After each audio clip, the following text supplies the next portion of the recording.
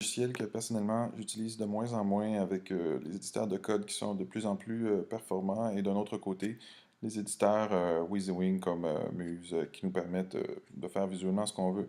Donc Dreamweaver trouve mal sa place un peu dans cette chaîne-là.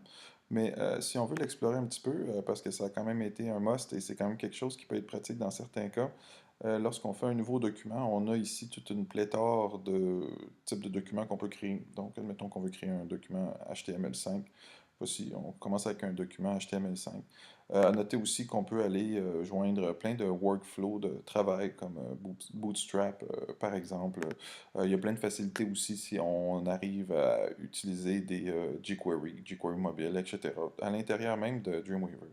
Là, ce qu'on va aller voir, c'est juste les fonctions sémantiques du document. Fait qu'on va juste se créer un nouveau document HTML. Si nous avions une CSS à attacher, on pourrait l'attacher ici. Là, on va la créer dans Dreamweaver. On va donner un titre avec ça, quelque chose comme ceci.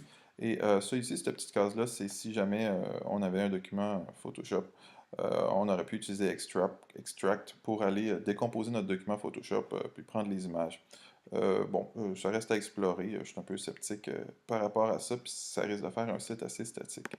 Donc, on va créer notre document comme ça. Fait qu'est-ce qu'on voit, c'est qu'automatiquement, il nous met notre doctype, notre HTML, nos body et tout ça.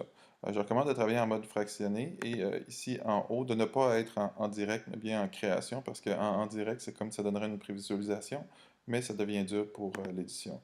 Alors, l'intérêt de Dreamweaver, c'est de travailler dans le mode en haut ici. Donc, ce que je vois ici, dans le fond, c'est que je vois ce que je veux voir dans l'écran. OK. Bon, alors admettons que je voudrais mettre ici une division, je ferais insertion, div. Si je veux faire, par exemple, je vais y aller avec mon HTML sémantique, donc mettons, je vais faire insertion header. Ben là, ça va mettre un header en haut de mon document. Alors là, ici, insérer header, il me dit, OK, tu veux insérer un header. Maintenant, est-ce que tu veux lui affecter une classe ou un identifiant qui existe déjà au point d'insertion, ça c'est où est-ce que je suis dans le code, ou tu veux faire une nouvelle règle CSS. Donc, si je fais une nouvelle règle CSS avec ça, c'est un peu plate parce qu'il faut aller rechercher notre balise, redéfinir un élément HTML et lui dire oui, c'est bien pour le header que je voulais faire ça.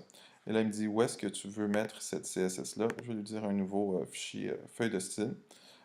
Du coup, il va automatiquement me demander, OK, alors là, tu fais un nouveau fichier feuille de style, comment tu l'appelles? Alors, mettons style.css. Je vais me dire dans mon dossier à côté de mes images. Et on va me donner une erreur parce que j'ai pas encore sauvegardé mon document. J'ai dû le sauvegarder au début. Et ensuite, bon, je peux aller personnaliser. Alors, dans mon header, qu'est-ce que je voudrais? Je voudrais avoir du GIL, mettons, 24. Puis là, on a ici plein de cases qui nous permettent finalement d'aller personnaliser un peu notre travail. Text decoration ici, text transform si je le veux en uppercase. Bon, par exemple, ce genre de choses-là. Donc, admettons que j'ai terminé là, ici, là, on va y aller juste pour ça. Je fais OK et je fais OK. Donc, automatiquement, ici, il m'a fait une règle CSS, puis il m'a écrit le lien vers ma CSS qui est ici, puis mon header est là.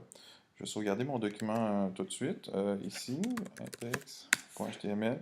Et là, ce qui est intéressant, c'est qu'on voit qu'il a été mettre à jour les liens. Donc, mon style.css est vraiment à côté.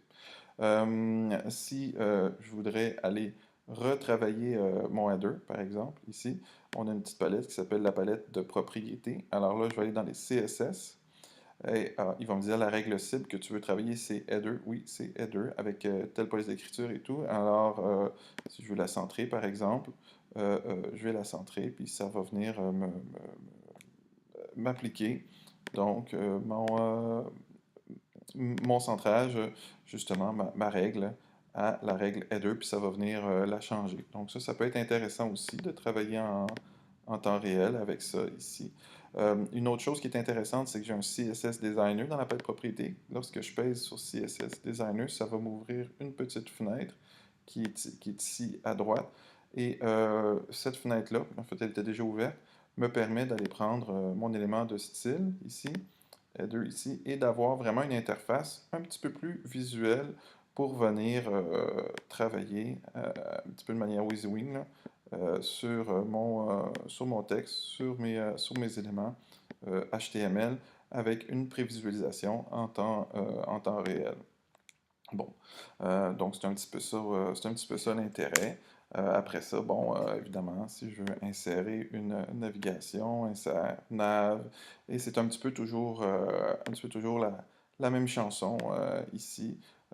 Nav est une balise, et là, c'est ça que je trouve un petit peu plate, c'est qu'il va pas me la chercher avec ça. Oups, tu vois, nouvelle règle CSS, il faut vraiment que j'aille chercher ma balise et lui dire, bon, il s'agit de ma balise nav que je veux refaire dans le document style.css.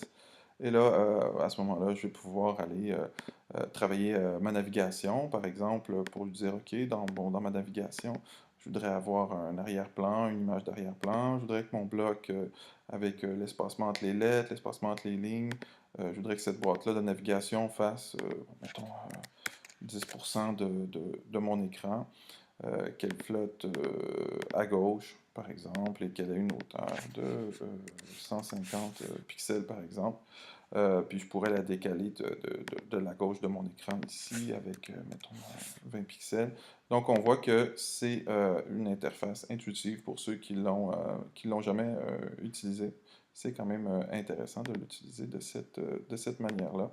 Et là, automatiquement, du coup, j'ai ma boîte navigation et je peux aller écrire mes liens ici. Pour faire mes liens Internet, donc je souligne mon mot, admettons bio ici. Et dans ma palette propriété, au niveau HTML, je pourrais aller dire bio.html. Et là, mon mot bio aura un lien vers le mot bio.html.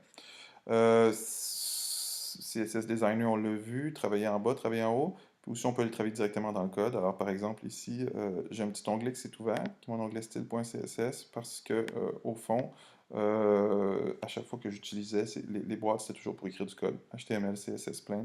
Et je peux venir ici travailler directement dans le code, un petit peu comme dans un éditeur de code, et aller, par exemple, euh, mettre des choses ici, par exemple text-decoration, et le mettre à none, puis je vais avoir mes indices de code qui vont se travailler automatiquement en temps réel. Donc, color ici, bon, un petit peu comme, vraiment comme dans Bracket, pour aller travailler sur mes différents codes. Au fur et à mesure que je sauvegarde ici, je reviens ici, puis là, je le vois, il va se mettre à jour au fur et à mesure que je sauvegarde. Je peux copier des règles, les coller. Donc ici, au fond, j'aurais dû me faire un petit nav espace A pour tous mes liens qui sont dans A pour aller faire mes composés et travailler sur mon code de cette manière. Voilà, donc ça s'en vient, ça se monte, puis j'ai pas mes pseudo-classes, donc il faut que je les fasse. Donc à partir de là, ça revient à de l'édition du HTML là, et tout ce qui s'ensuit. Alors, ben, ce qui est à retenir, c'est que dans Dreamweavers, on peut écrire du code facilement, il l'écrit pour nous, et on peut aller insérer maintenant des headers, des navigations, des mains, des asides, des articles, des sections et des footers, un petit peu comme tout ce qu'on a vu sur le HTML5 sémantique. Donc, c'est quelque chose qui peut être intéressant d'aller explorer. Puis, si on est un petit peu plus avancé, ben, on peut aller dans les jQuery mobiles, jQuery ou Bootstrap pour aller se mettre des workflows qui peuvent être intéressants à exploiter.